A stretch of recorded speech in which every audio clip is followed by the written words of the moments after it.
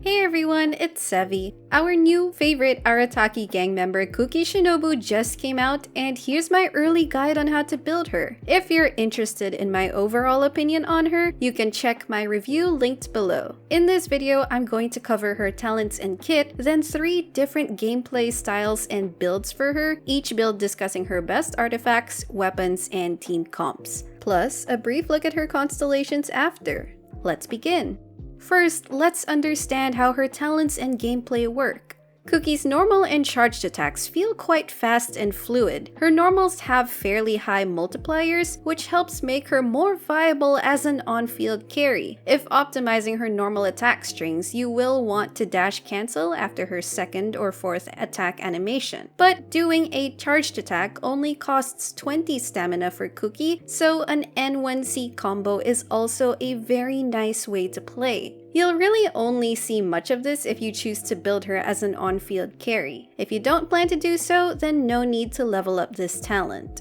Activating Kuki's skill costs 30% of her current HP and does an initial hit of electro damage. It casts an electro ring around her for 12 seconds at C0 and will pulse every 1.5 seconds for 8 times, each time giving a tick of healing based on her max HP. When it ticks, it also deals a bit of electro damage based on Kuki's attack stat. So there are a few things to note about her skill. The healing only affects the active character, so don't rely on it for emergency party healing. Then it takes about 2.5 seconds after casting for the healing to kick in, and you're still vulnerable to damage while casting, so activate it when Kuki isn't in immediate danger and/or dash cancel to get out of the casting animation quickly. Its ticks have a 50% chance of generating an electro particle, on average giving you 4 electro particles over the 8 ticks, or 0.33 particles per second. Then it follows standard ICD so that it will only apply electro with every other tick. Lastly, its HP drain won't bring her below 20% of her max HP. The design mechanic of this is supposed to help her kick in her A1 passive, which gives her 15% healing bonus when her HP is below 50%. Just taking a look at her A4 passive, it allows your healing and damage to get a boost from her EM stat as well, making EM-focused builds on her still able to do decent healing. If the wording is confusing how it adds, it's basically just a flat increase to the base damage or healing. So, for example, at 400 EM, 75% of it is 300, which is added to her base healing, and 25% is 100 that gets added to the base damage of her attacks. If you're using her in Spiral Abyss and she's your only healer, be ready for her HP to hit the lower ends by the time you get to the 2nd or 3rd chamber due to her eating her own HP continuously, and that's assuming you kept her well protected in the 1st chamber. Finally, Kuki's burst costs 60 energy and produces an area of continuous electro damage in front of her. This electro damage comes in several small ticks scaling off her max HP. If Kuki's HP is above 50%, then her burst will only last for 2 seconds, giving 7 ticks of electro damage. If her HP is below 50%, then the burst will last for 3.5 seconds, giving 12 to 13 electro ticks. These fast electro ticks are helpful for quickly setting up or proccing reactions. Within 2 seconds, she can apply electro 3 times, and within 3.5 seconds, she can apply 5 times. That's pretty much all her burst does. The only other significant utility I see is if you have a weapon or artifact set that needs you to activate her burst. With all this information about her kit, what's the best way to play her? I talked about my thoughts on her different playstyles in my Kuki review video, but for this guide, we'll go for 3 playstyles: healer/buffer support, physical or auto attack carry, and overload carry. I guess she really is a jack of all trades. Starting with the healer support build, let's first look at her best artifacts.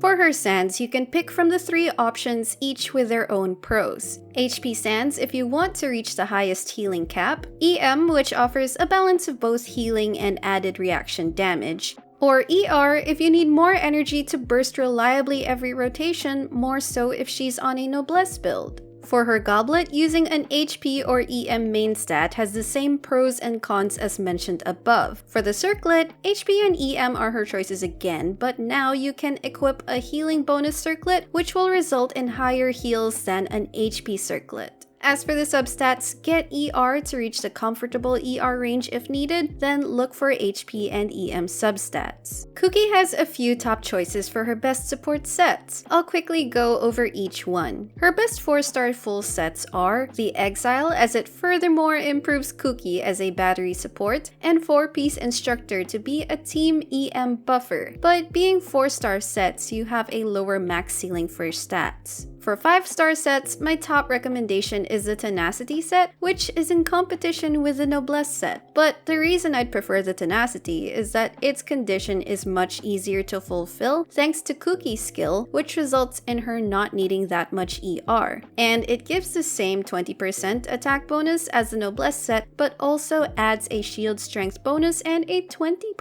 HP bonus. However, you have to farm the Tenacity domain, whereas the Noblesse can just be strong boxed. So it depends on you if you're willing to put your resin on getting the Tenacity set. At least it should be quicker for her since her desired stats are easier to get. Note as well that multiple Noblesse effects can't stack on a team, so if you're playing with a Noblesse Bennett, for example, putting Noblesse on Kuki will be redundant. Lastly, if you want the best heals, you can put a Maiden's or Ocean-Hued Clam on her, though the Clam's bubble pops won't be that strong with her healing, and you can even just use 4-star pieces on her for these builds. But you do miss out a lot from the potential damage increase of the Tenacity or Noblesse. For support-oriented weapons, I just have 2 recommendations. The Favonia's sword is your best default option as it addresses a lot of her energy needs while immensely improving her role as a team battery support as well. Then Freedom Sworn is a more expensive, though not necessarily much better alternative. What you gain are its damage and attack team buffs, which will help in improving your team's damage ceiling. If you have neither of them, then putting any weapon with EM or ER will suffice. For Kuki's teams, you can generally slot her into any comp looking for a healer, an electro unit, or both. These would be electro charge teams with units like Ayato, Xingqiu, or Yelan, overload teams, for example Bennett, Xiangling, or Yanfei, overvape teams such as Jean Sunfire Overvape, and in supporting a cryo-physical DPS like Eula, Rosario, or even Kaya. And as a nice touch, she synergizes pretty well with the boss. Making Kuki your Ito Geo team flex slot will help with some survivability via healing and crystallized shields. Now for the overload build, starting again with the artifacts. A reaction damage focused build will see you stacking EM so that Kuki can trigger big overload and electrocharge damage. So go for a triple EM stat build and get as many EM substats as you can. You'll want to add enough ER as well as adding her burst to the rotation, which will proc more reactions. 180% ER is a safe target which can change depending on your team comp. You have a few ways to achieve this target, such as by equipping the Favonia's sword, using an ER Sands, getting ER substats, and via the 2-piece emblem effect. Her artifact set can still stick with a full Tenacity or Noblesse so that you're still also buffing your teammates, but there are more convenient options. A 2-piece Wanderers or 2-piece Emblem are cheaper possibilities. For an even cheaper build, she can use a 2-piece or 4-piece Instructor set to give your entire team an EM buff.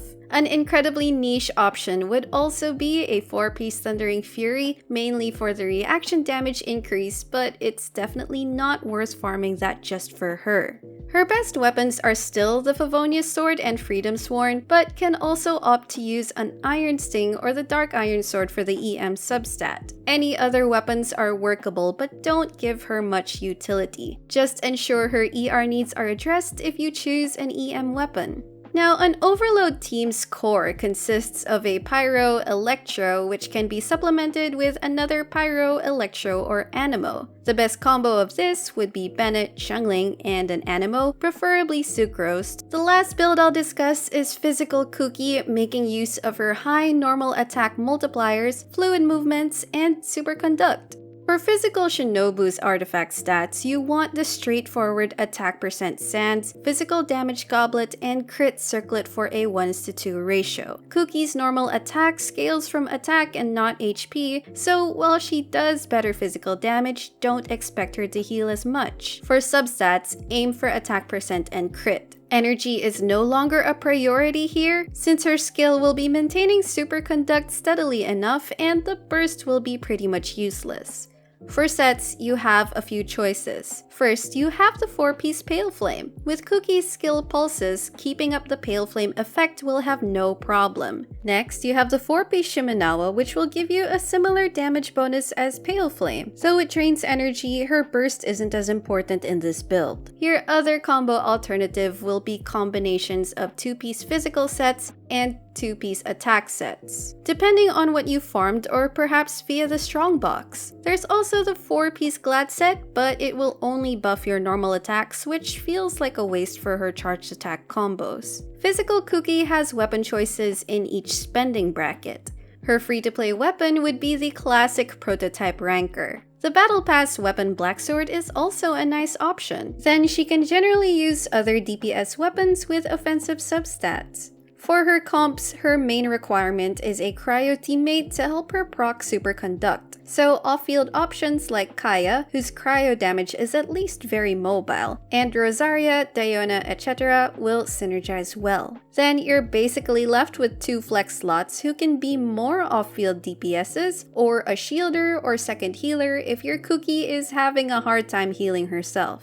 Take note that Yunjin is a viable buffer for physical Kuki, but since Yunjin only buffs normal attacks, you'll want to capitalize on Kuki's normal attack strings instead of her charged attacks. But if Yunjin isn't on the team, you can prioritize Kuki's N1C. I'll also give an honorable mention here for a Pyro or Cryo-infused Kuki by comping her with a C6 Bennett or Chongyun respectively. You can also use a 4-piece Shimenawa set for her here to take advantage of the auto-attack bonus. Lastly, let's briefly discuss Kuki's Constellations, although just know that all the roles we've discussed are perfectly functional at C0. C1 increases the AoE of her burst, which will mainly be helpful if you're battling a mob, but not so much against single target enemies. C2 gives her skill an extra 3-second duration, which can theoretically give you 100% uptime on her skill. This added uptime results in a bit more damage, another instance of electro application, and if you're using an artifact like the 4-piece Tenacity, it's more convenient to keep the effect uptime as well.